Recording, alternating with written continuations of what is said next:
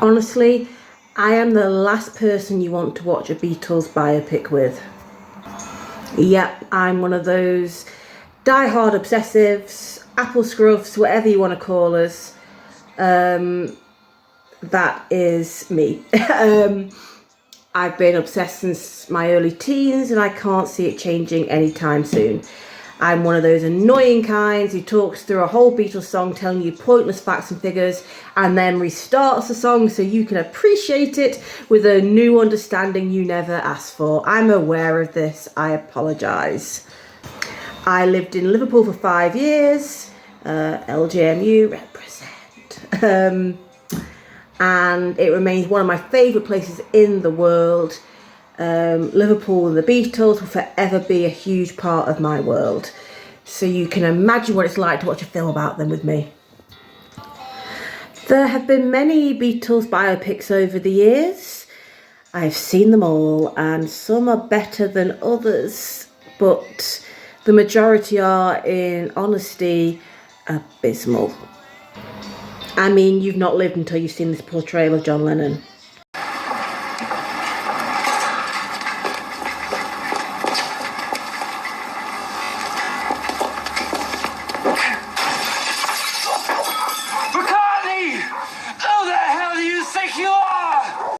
That is from the Linda McCartney story, If You Are Brave. I live in hope that the Sam Mendes 4-part planned feature film on the Beatles is a more authentic and raw look. Please no more dodgy wigs and dodgy accents, because honestly, if you look at a lot of the Beatles biopics out there, that's the first thing you'll notice. I didn't bring me glasses. Eleanor Rigby, beloved wife of Thomas Woods, asleep. Sleep. Yep. What the hell does that mean? Means that we better get out of here before she wakes up. Of all the graveyards in all the world, eh? So Midas Man I watched late last year, so it's still in my mind, hopefully. But it is, I'm happy to report, based on the far too short life of Brian Epstein, the Beatles manager and firm contender for that highly debated 5th Beatles role. So Brian, fondly known as Eppie, has too often been overlooked in the Beatles legend. Often the man in the shadows side stage in photographs, or a side note in the thousands of documentaries out there. He was parodied as Leggy Mountbatten in the mockumentary The Ruttles, who tragically accepted a teaching post in Australia. Even Brian's birthplace of Liverpool, a city which rightly embraces its most famous sons on nearly every street corner, has been slow to embrace Epstein and celebrate his success as much as they should. A plaque on Rodney Street finally appeared to recognise Brian's birthplace in 2015. That was while I was doing my undergrad, and I would kind of salute it on my way to university every day. But it took until 2022, 55 years after Brian's death, for a statue to appear in the city centre near Matthew Street. So it's about time that the spotlight is firmly on Brian Epstein. So we open on Nems, the music store run by Brian, and Brian is played by Jacob Fortune Lloyd, and he plays it pretty well. He's quite an authentic, soft look at Brian. I liked his performance. So Brian is proud to boast that he can get any record anywhere in the world within 5 days. His assistant Alistair Taylor says that somebody has been asking for My Bonnie by the Beatles, a band apparently from Germany. Fun side note, my dad knew Alistair Taylor. He used to interview him. I was very young at the time, and now I just so wish I'd got the chance to meet him, because wow, the stories he must be able to tell, or could tell. Sadly, he passed away. But yeah, it's nice to see Alistair get some of the spotlight as well. Another side character from the Beatles legend. However, spoiler alert, this band are not from Germany. They are very much Liverpudlian and are playing the lunchtime session at the Cavern, a club a stone's throw away from Nems. So Brian and Alistair go and see this band, and Brian is captivated. Despite the rough and ready style of the band, he notes the frenzy of the crowd and sees the potential. They will be bigger than Elvis, he promises anyone who will listen. So we go from 0 to 100 from here on out. We get a brief glance at the struggle to fame before George Martin steps in. Goodbye, Pete Best. Hello, Ringo. Number 1, America. Bigger than Jesus scandal. Peace and love, etc. I suppose it's fair enough in some regards. It's a story, although remarkable, that has been told many, many times. However, I was surprised by how much was omitted from Brian's story. His brief stint in acting is mentioned in passing, but in truth he stood at RADA alongside classmates Peter O'Toole, Susanna York and Albert Finney. However, Brian would drop out in his 3rd term. Although Brian's homosexuality is obviously explored here, it's done so very carefully and doesn't, in my opinion, really show the pain and frustration which must have been the reality for the LGBTQ plus community pre-legalisation.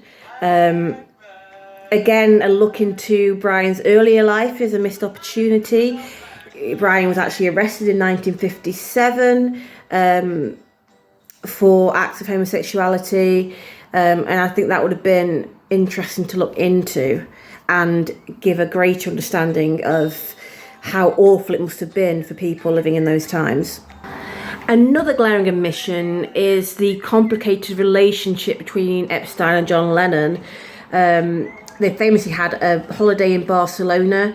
It's depicted in the film The Hours and the Times, which is kind of quite an arty film and very much fictionalised because the two people who know exactly what happened are no longer here to tell the story. But it's a shame that this film didn't explore it very much. Other opportunities not shown are his disappointment in not getting an MBE alongside the Beatles, although George Harrison would say that MBE stood for Mr. Brian Epstein. We didn't get him meeting Elvis, and because he went along with the Beatles to meet Elvis. And perhaps more of Brian's mental state throughout the madness of Beatlemania would have added a deeper understanding of Brian. There's also some unnecessary artistic license thrown in here and there, such as Money being performed instead of Twist and Shout at the Royal Variety performance. Money admittedly does fit the narrative better of the film, but for die-hard Beatles fans it's just a bit jarring. The ending feels a bit rushed. It's a shame we don't see some of the aftermath of Brian's passing. He left a massive void, and it was arguably the beginning of the end of the Beatles. They'd lost the steady and reliable father figure. John would later say, "I just thought after we'd lost Brian, we've effing had it now." Just watch the Beatles' reactions on finding out about his passing. Their reactions of shock and disbelief are haunting, as is the reaction of the fans who poignantly stood outside his memorial service holding signs saying, "We loved you too." Overall, I enjoyed the film. Brian is portrayed in a loving and sympathetic way, and I'm pleased to see him get the respect he finally deserves. It is suitably theatrical, Brian being our narrator and breaking the fourth wall throughout. And I think he was a very theatrical person, so I think it does fit in this film. I can definitely see the screenplay working on stage. However, we are missing the Beatles' music here, presumably because of the cost of copyright, but it's a huge shame, and it's something, the Beatles, songs sort of flow through the story. They tell a story all by themselves, so it's a shame that we're missing the Beatles' music here. It swerves away from the mistake of other biopics by being too on the nose. I challenge someone to find me a previous film which doesn't refer to working or singing or playing 8 days a week. Although this film can't quite resist a few lines from A Hard Day's Night sprinkled here and there.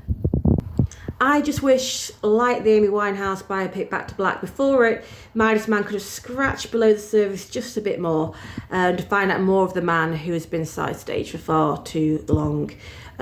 So have you seen Midas Man? What did you think of it? What do you think of the portrayal of Brian and the Beatles? Please let me know in the comments below, and please subscribe if you've enjoyed the video. And Midas Man is available to stream on Amazon Prime, so yeah, please do let me know what you think. Take care, bye.